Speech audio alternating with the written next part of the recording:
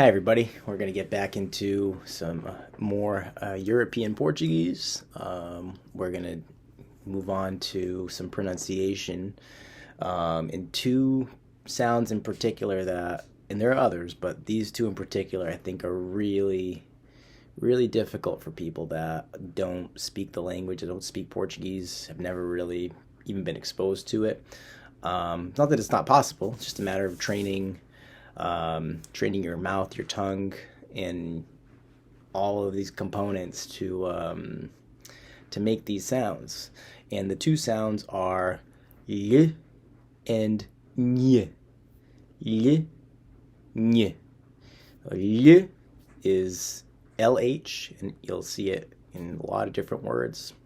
And then ny is an NH. Okay, so again, if you're trying to make the sound, before we move on to look at some words that will serve as examples, you want your tongue to kind of like almost touch the sides of your inner sides of your teeth. Obviously, you can't touch the outside of your teeth, right? In the top, like the point of your tongue, almost behind your front teeth, touching the top of the roof of your mouth, So it's an LH. And if you're familiar with Spanish, the closest, usually it's the same words in Portuguese that in Spanish would have the double L, the LL, but they would just go with a y, like a y, right? Almost like a Y sound. But you gotta imagine in Portuguese, complicate things a little bit more. It's a y, an LH, okay? And then the other sound, ny, ny, is an NH, and this one's I think this one's a little bit easier for English speakers, because there are words that have that sound. It's just not as pronounced, like the word canyon, that the NY sound in canyon is essentially the same movement, mouth, tongue movement, that you would have in canyon. Like, for example, the word I have, tainho, is Tenho. We'll look at it in a moment. But it has that same nya, canyon, tainho. So you can make that sound. That one's a little bit easier. And like in a word like onion, also like onion, the nya, the nya in onion. So if you can do those, you can do the nya sound.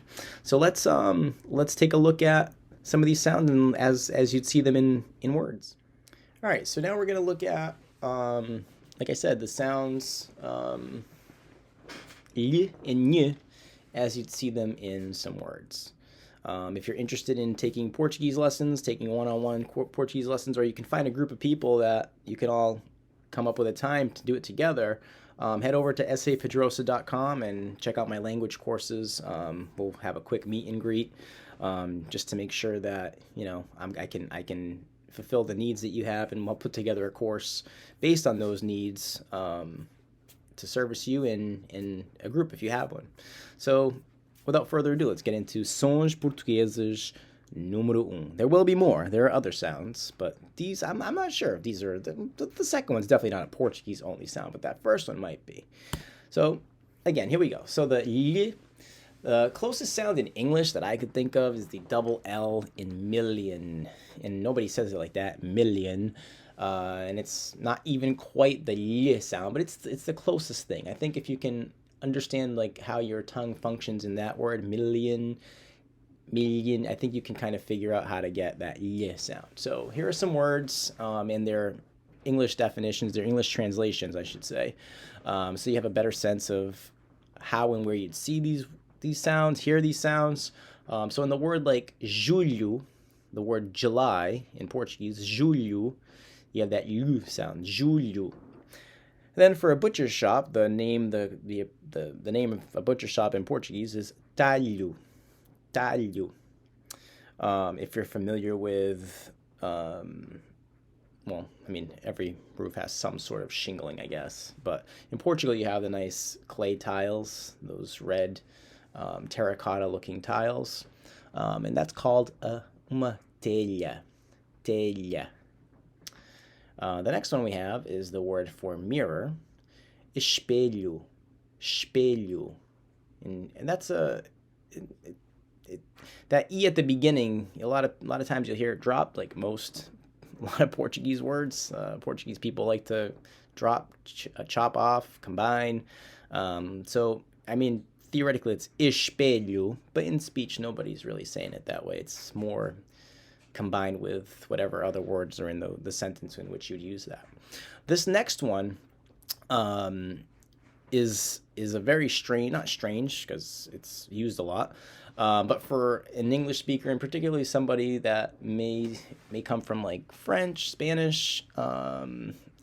It's the lo in Spanish if you're familiar with Spanish, but why am I bringing up Spanish? We're doing Portuguese. So the word's pronounced ye, and it's the third person possessive pronoun. In the example, as you'll see there, dai-lhe, it's I gave it to him, her, or you formal. Dai-lhe. And it's just the pronoun that indicates who's in this case receiving an item, who was given an item. The next word is alho, and that's the word for garlic. The next word, coelho, is the word for rabbit. And this next one, for some odd reason, I did not put the English translation, which is obviously an oversight on my part. It's the word colher, and this is the word for spoon. Spoon, colher. The next word is the word for peas, ervilhas. The next one is the word for better, melhor. And lastly, the word for red, or one of the words for red, is vermelho. So there you have it. Those are just some words. There's many more that have that lhe sound, as in julho, talho, telha, espelho, lhe, dai-lhe, alho, coelho, colher, ervilhas, melhor, vermelho. So now let's move on to the ñ sound.